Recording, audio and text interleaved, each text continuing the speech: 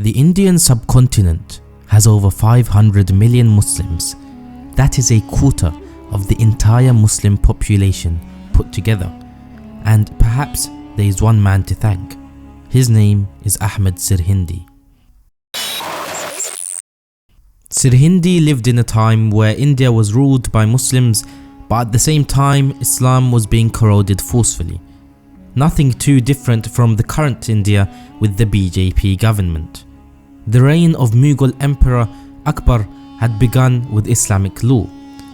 In fact, Islamic law had always been the de facto system of governance, but Akbar wanted things to change. The 16th century saw Akbar develop a new religion, a new faith called Deen-e Ilahi, to eradicate the existence of Islam in India. This was such blasphemy that had never been seen in the Muslim world before, but Akbar sought to unify all India to maintain absolute political power, even if it meant giving up his religion. So what was Deen-e Ilahi? To summarize Deen-e Ilahi, it sought to take rulings from Christianity, Hinduism, Jainism and Islam and bring all of them together to provide a basis for absolute rule. But to do that, it needed to eliminate Islam, which would theoretically mean all religious sects in the Mughal realm would obey and support Akbar alone. The question is, how did he enforce this? Akbar ultimately took a strategy of assimilation.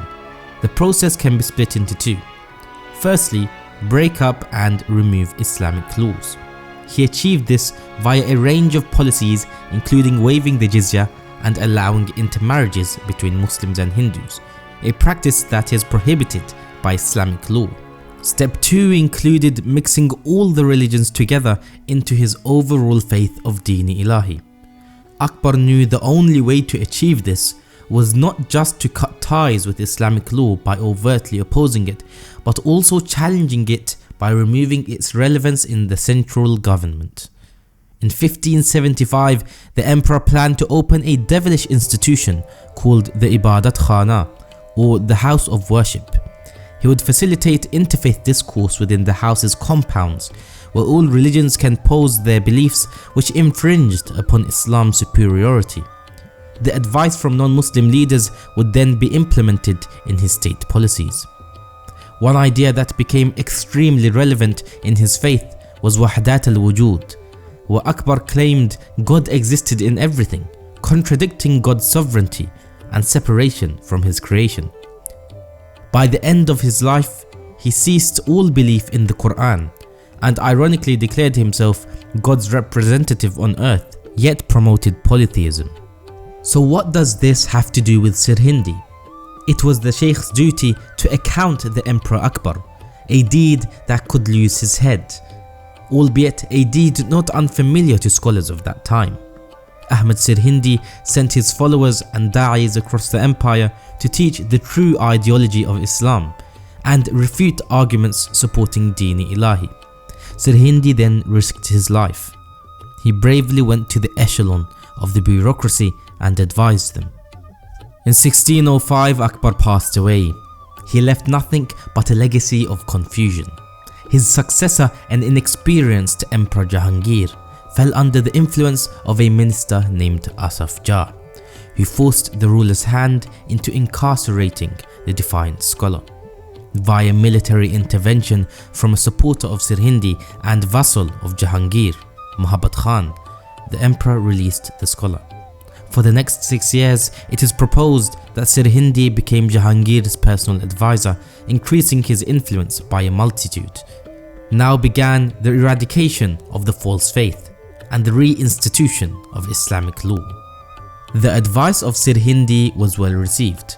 Jahangir began the undoing of his father's anti-Islamic policies.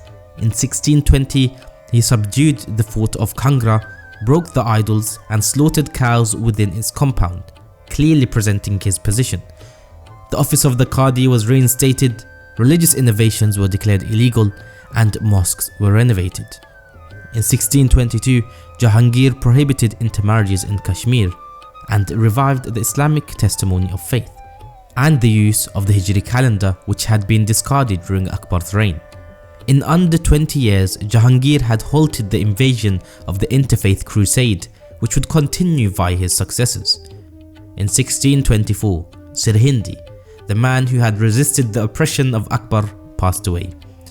He left a vital legacy on the Indian subcontinent of remaining steadfast upon his Islamic principles and challenging a direct attack against the Muslims. In the decades to come, under Emperor Aurangzeb, Islamic law would be solidified as the unwavering rule of law in India. He stamped out any remnants of assimilation by abolishing Nowruz, forbidding music, disallowing the practice of other religions in royal courts, and restarting the jizya tax. Thus, the tone of administration was altered and the manipulation of Akbar was terminated. Sirhindi leaves a legacy of defiance and not assimilation. He neither conformed nor accepted the situation in India. Rather, he exposed the criminality of Akbar's calculated plan to eliminate Islam for his own vested interests and motivated rebellion from the Muslims. Especially in today's age, he is a true role model who embodied Islam and understood enjoining the good and forbidding the evil. Much unlike the scholars of today, Sirhindi accounted the ruler, criticized the incorrect system of government, and upheld Islam with courage.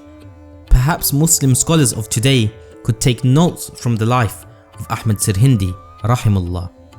If you enjoyed the video, please subscribe, like and share for more videos in the future. Assalamu alaikum.